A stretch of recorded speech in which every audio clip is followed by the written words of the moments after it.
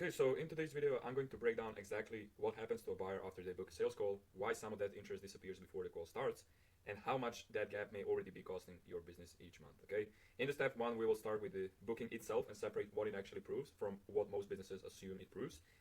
In step two, I'll walk you through the next 24 to 72 hours from the buyer's side, so you can see where doubt, unanswered questions, objections, and everyday life starts lowering the certainty that made them book.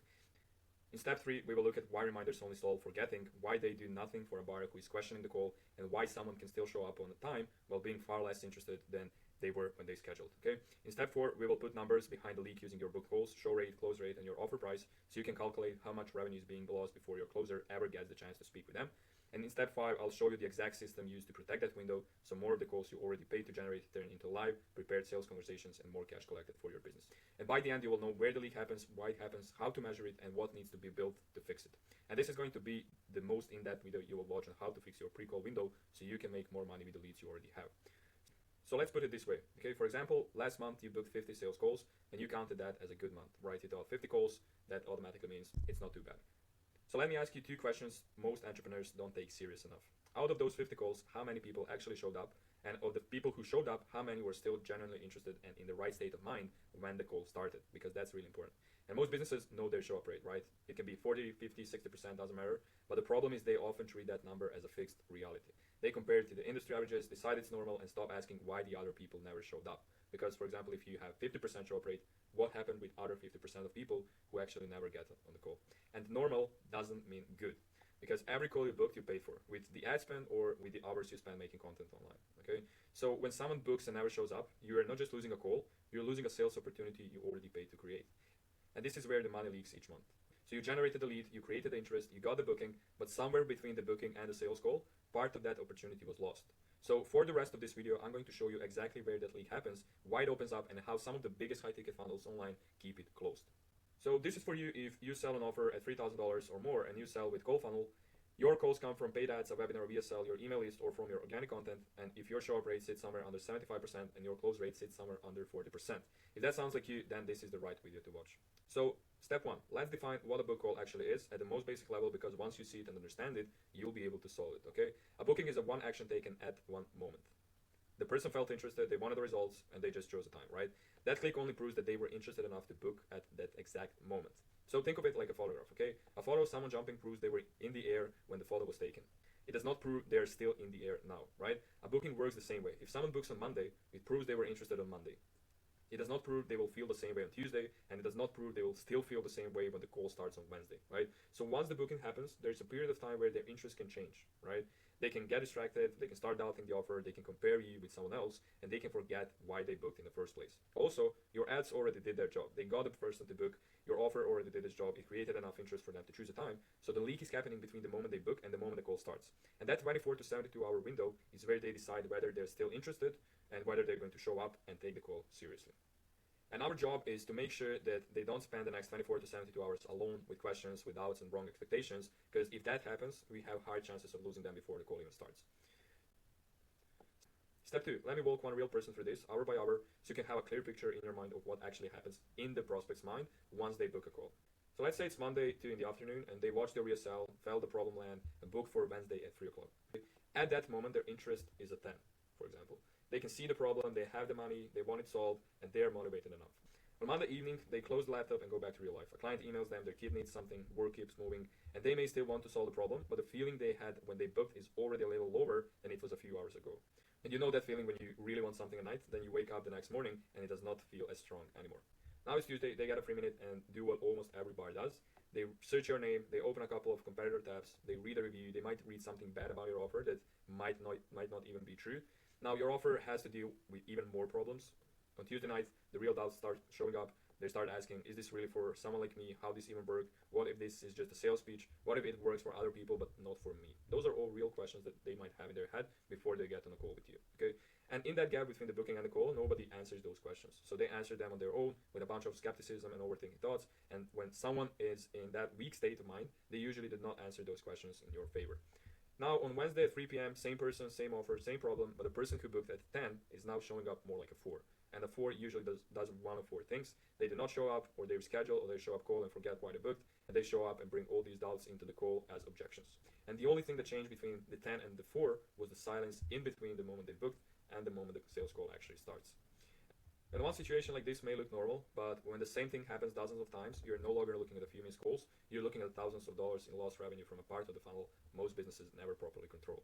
And here's the real mechanism. When someone books a call, it proves they had enough interest to choose a time. It does not prove that the same level of certainty will still be there 1, 2, or 3 days later. And during that time, their situation can change, work gets busy, other priorities comes up, they look at competitors, they read reviews, they start thinking about the price, they wonder what will happen on the call, who they will speak with, and whether this is really the right thing for them. And none of these things automatically causes a no-show, right? But every unanswered question gives them another reason to hesitate. And when the pre-call process gives them no clear answers, they're left to make sense of everything on their own.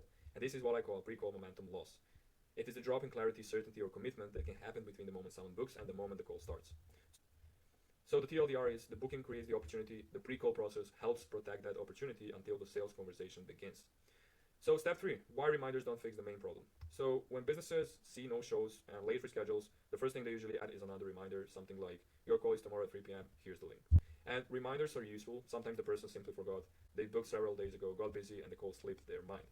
A reminder can prevent that, so keep sending reminders. They're really important for this part of the process, but forgetting is not the only reason someone may not attend and show up on the call. A prospect may also be unsure about what the call is for, who they will speak with, whether the offer fits their situation, whether the call will be useful, whether they're about to sit through a sales pitch, and a basic reminder does not answer those questions. It tells when the call starts, it does not necessarily give them more clarity about why they should attend the call. And this is the difference. The calendar problem is I forgot the call, a reminder can help with that.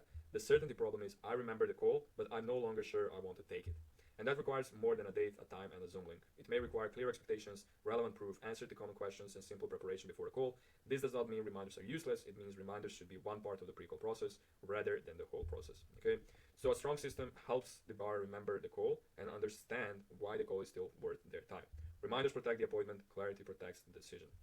So step 4, let's put numbers behind the leak, okay? Let's say that you booked 100 calls per month, you have 5K offer, your current show up rate is 50%, your close rate is 30%. That means that you close 15 clients and that's 75K per month. Now, if we improve our show up rate just by 25%, now your show up rate is 75% with same 100 calls booked per month, with 5K offer, with 30% close rate. Now we have 23 clients and that's $112,500 per month with the same calls booked, with the same offer, with the same close rate. The only difference is that we improved show up rate by 25%. And that's the difference of $37,500 per month, which is almost $500,000 per year left on the table just because of the bad pre-call system. And that's the difference that high-ticket businesses with a call funnel can make just by making the simple change in their pre-call process. And this is not my idea. At this point, someone could say, okay, but maybe you are only saying this because you sell a fix for it. It's a fair question, so let's make it this simple. I did not invent the basic idea here. It comes from 2 things that are easy to observe. First, the interest that made the person book was created by the marketing they just saw. They watched the VSL, saw the ad, read the page, felt enough interest to take action. But once the moment passes, life takes over again. Works come back, other priorities come back, questions come up. And if the business does nothing useful in that window, the buyer is left alone to figure everything out on their own. And that's the reason why they do not show up. Second, strong high-ticket funnels usually do not leave that window empty. They use that time on purpose, they give the buyer more clarity, they explain what the call is for, they answer common questions, they show proof, they prepare the buyer for the conversation. So when the time between booking and the call is ignored, buyers are more likely to call off, get confused, reschedule, or show up less certain, or doesn't even show up at all. So when that same time is handled well, more people arrive ready for a real conversation, and that's the real point. And this is not just my opinion. People like Jeremy Haynes, Ravi Abiwala, and a bunch of other entrepreneurs making millions per month have talked publicly about the importance of the pre-call process, show rate, and the pre-call system, and how the pre-call system affects revenue, right? You can see a bunch of their YouTube videos on their channels, so you can go and check that out, okay? And the exact language may differ, but the pattern is the same. So when more booked calls show up prepared, more calls turn into real opportunities and numbers improve. So again, you do not have to take my word for it. Look at the best funnels in the space and you will have the proof. And very few of them leave the time between booking and the call completely empty. They use that window to build clarity, trust, and preparation before the sales conversation starts. So here's a step-by-step process of how to protect the pre-call window and make more money from the calls you book. Okay, so now we know what the problem is. A booking creates an opportunity. A reminder helps the buyer remember the appointment. But if you want more of those booked prospects to show up prepared and ready to make a real buying decision, your pre-call process has to do 6 specific jobs. And before we go through them, I want to make one thing clear. The goal is not to convince every person to buy. Some people will not be a fit. Some people will not have the money. Some people should not move forward. The goal is to stop losing good prospects because your process left them confused, uncertain, and unprepared before the conversation even started. And here's exactly what you need to do. Phase one, we need to find the actual leak. So the first step is to look at your numbers. You need to know how many calls were booked, how many people actually showed up, how many canceled, how many rescheduled, how many become clients, what you paid for each book call, what you paid for each call that actually happened, which lead source produced the strongest calls, and where people are dropping out of the process. And this matters because the same symptom can have different causes. A low show rate might come from e-qualification, it might come from people booking too far in advance, it might come from unclear expectations, it might come from a post-booking process that only sends a confirmation and a Zoom link, and sometimes the pre-call process is not the main problem at all. If people show up prepared but nobody buys, the offer, qualification, or sales process may need more attention. So do not start by writing and building the system first. Start by identifying where the loss is actually happening. Otherwise, you may spend weeks improving the wrong part of the funnel. Once you know where the problem is, you need to understand what the buyer is actually missing. So look at the decision from their side, not yours. That's really important. So we need to know what made them book, what results were they looking for, what did they understand about the offer, what was still unclear, what questions appeared after they closed the booking page, what doubts keep coming up on the sales calls, what proof would make the offer easier to believe, what expectations need to be set before Zoom opens. Okay, this becomes the strategy for the whole pre-call system because the buyer does not need more random content. They need clear answers to the questions that could change their decision. For example, if people keep asking whether the call is just a sales pitch, explain what the call is for before they attend. If they keep asking whether the offer works for businesses like theirs, show relevant proof from a similar situation. Or if they are surprised by the process or the price or the next step, set that expectation before closer brings it up. Okay? Or if they arrive without the numbers or information needed for the conversation, tell them exactly what to prepare. So the point is to identify what the buyer needs to understand before the call can feel worth attending. So in phase 3, we need to build the assets that remove that uncertainty. Once you know what the buyer needs, you build the assets that answer it. Not every buyer needs the same assets. The correct stack depends on the offer, the buyer, the waiting period, and the questions that keep appearing. But these are the main parts. First one is the confirmation page. And it's the first place the buyer sees after choosing a time. At that moment, you know they're still focused on the decision they just made, so the confirmation page should immediately explain that the booking is confirmed, what will happen next, what the call is for, who they will speak with, what they should prepare, what they should watch or read. So a weak confirmation page says, thank you, check your email, and that's what most of the businesses have right now in their process. And a useful confirmation page gives the buyer direction. They should leave that page knowing what happens next and why the call is worth protecting on their calendar. Okay. Then we have the founder trust video. The next asset is a short video from the founder or the person they will speak with. Its job is to make the call feel real. The buyer should see that the actual person has prepared for a conversation and is expecting them. The video can explain why the call exists, what will happen during it, what will not happen, what they should bring, how to get value from the conversation, and the biggest question people usually have before attending. We should answer that question in that video. And this reduces the distance between the funnel and the person behind the business. Okay. Then we have FAQ and objection answers. If the same question appears across sales calls, it should at least be considered for the pre-call process. So questions about these areas often belong before the call. For example, they can ask what happens during the call, who is this offer for, who is it not for, how does the process work, how long does it take, is this only a sales pitch, will this work in my situation, will I need to decide immediately. And so list the most important questions and objections your clients have, record these in a video format and put them on your confirmation page. Then we need to put the relevant proof. Proof should answer a doubt. It should not be a random collection of screenshots on your page. So if the buyer is wondering whether the offer works for someone in their situation, show results from a similar person or business. If they're worried about how long implementation takes, show what the process looked like for a client. If they're questioning whether the result is realistic, show the starting point, what changed, and the outcome. So the purpose of the proof is to help the buyer connect the promise to something concrete. Then in phase 4, we have to add a human outreach layer. So pages, emails, and SMS can do a lot of work, but they're still automated messages. The buyer can open them later, skim them, or ignore them completely, and that is why the next layer is really important, and it can be the highest leverage point in the entire system. So the goal is that a real person reaches out after the booking and starts a short conversation before the sales call. The goal is to give the buyer a real point of contact, send them real value, something they really care about, and something that really matters to them before the call begins. And before you start the outreach, build a small asset library first. That might include a case study from someone in a similar situation, a short founder video, proof showing real results, a simple breakdown on how the offer works, an answer to a common objection, a clear expectation of who the offer is and it's not for, and the outreach person can then choose the assets that is most relevant to that specific buyer and just send it to them. So reach out while the booking is still fresh. You do not want the messages to arrive 5 minutes after booking. The confirmation page and the first email should land first, so they need to have time to go through those first. But you also do not want to wait until 10 minutes before the call. A practical starting point is to send the first human message 1 to 3 hours after the person books on the exact same day. So the first message should start a conversation. The first message has one job, it's to get a reply. Okay, so do not start with qualification questions, do not ask about their budget, do not start pitching the service. Offer them 2 useful things and let them choose which one will help more. For example, you can say, hey Sarah, Mike here from XY company. I saw you booked a call for Tuesday at 2 p.m. Looking forward to speaking with you. Before the call, I have two things that might be useful for you. One is a case study showing how a business similar to yours solved some specific problem. The other is a short video answering the questions people usually have before the call. Which one would be more useful for you? That message works because it gives the buyer something before asking them for anything. It also gives them an easy choice. And once they reply, you're no longer sending messages into silence. You have started a real conversation. And here's a short note. The highest leverage point can be if you send this as a selfie video showing them that the real person is behind the chat and that you're there to help them in the best possible way. So introduce the closer before the call. When the buyer has been speaking with a seller or another team member, introduce the closer before the meeting. This can happen 12 to 24 hours before the call. The message can confirm three things: who they will speak with, what the conversation will cover, whether there is anything specific they want discussed. Okay, for example, hey Sarah, just making sure you're ready for tomorrow. You'll be speaking with Mike. He has already seen the notes from your conversation and knows that your main problem is growing without adding more one-to-one clients. Do you have the Zoom link? And is there anything else you want him to make sure he covers? You can also put a closer and a prospect and you into the same group, and you can just send this message there so you have all three important people in one place. So if anyone has any questions, they can ask it in the group. And this removes another unknown from the call. The buyer knows who is waiting, the closer knows what matters, and the conversation already has a clear starting point. Okay, then the closer can reach out to them before the call starts. And why this layer matters? Because human outreach does not replace the confirmation page, emails, SMS, proof of, or FAQ content. It adds a conversation on top of that.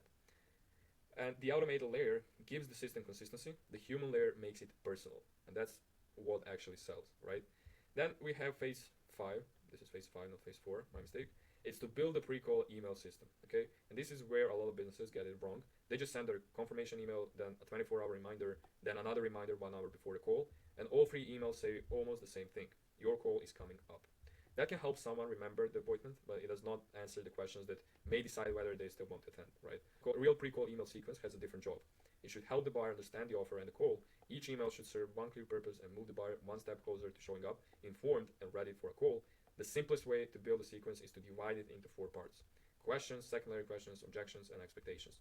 These 4 parts cover most of the decision the buyer is making before they get on the call. First, if we want to answer the main questions, these are the questions a buyer needs answered before they can take the call seriously.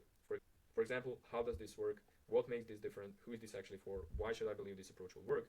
How does this compare with the other options I'm considering? What will happen on the actual call?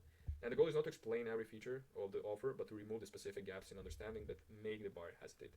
So if they do not understand what you do, they cannot judge whether the call is worth their time. Second thing is answer the question underneath the question. One answer often creates another question. For example, you explain the method, now they want to know what does the first week look like. You explain the first week, now they want to know what happens if I get stuck. You explain the support, now they want to know how long does it normally take to see progress, and so on, okay? So your sequence should continue until they have a clear picture of how the process would work in their situation. Then third thing, address the objections that could stop the decision. So some questions are about understanding, objections are about hesitation, okay? The buyer may understand the offer and still think, this may be too expensive, I do not have enough time, this probably works for other people but not for me, I tried something similar before, another company offers something cheaper, and so on, okay? So do not pretend those concerns are unreasonable. If someone is considering spending several $1,000s, they should think carefully, right? And your job is to address each concern honestly, okay? A price email might explain the cost of leaving the problem unsolved or show a client result that makes the return easier to understand. A time objection might explain the real level of involvement required. A self-doubt objection might use proof from someone who started in a similar position. And the more resistance a specific objection creates, the more likely it is that you should address it before the call. Number 4, set accurate expectations. A buyer can show up and still be badly prepared because they expected the wrong thing. They may think the call is a free coaching session, they will get a complete solution without discussing the offer, results should happen instantly, the service requires almost no work from them, they will not need to make any kind of decision, and then the real conversation feels different from what they imagined, right? That's not what we want. And that creates discomfort and distrust.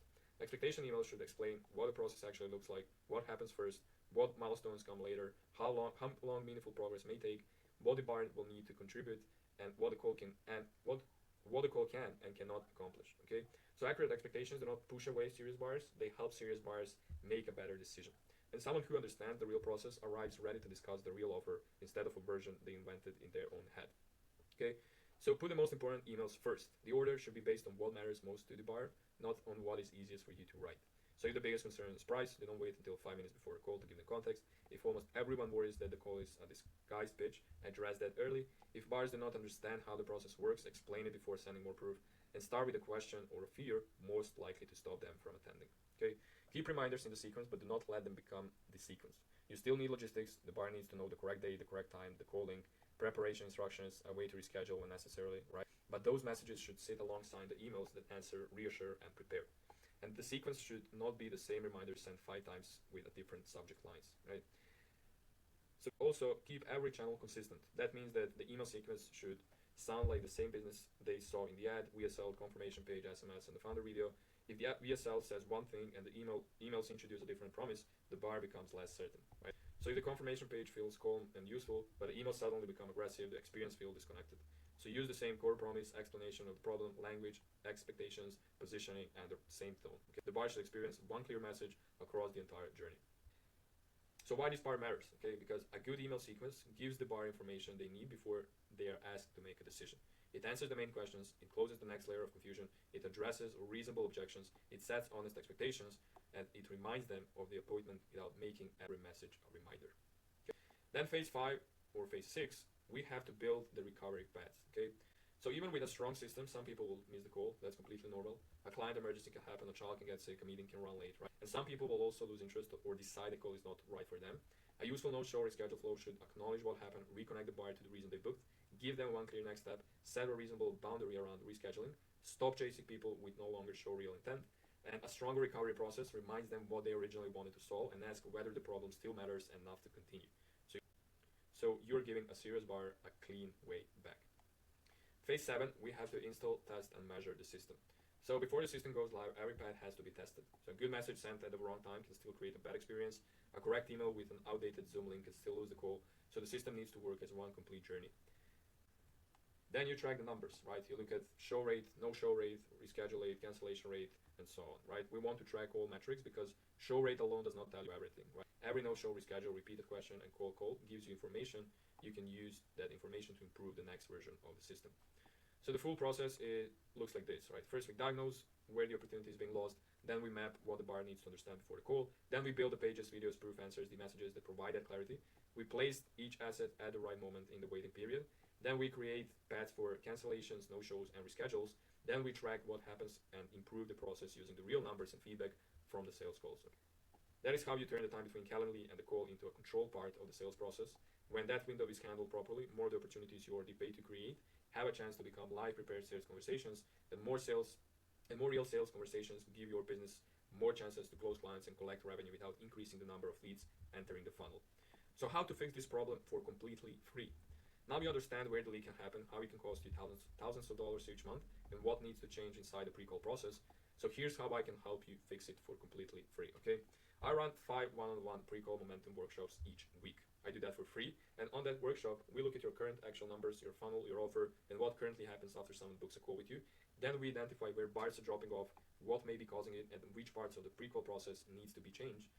We also map the specific assets your business needs to turn more of the calls you already booked into live prepared sales conversations. That may include your confirmation page, founder video, proof, FAQ content, email sequence, SMS, outreach, or recovery flow.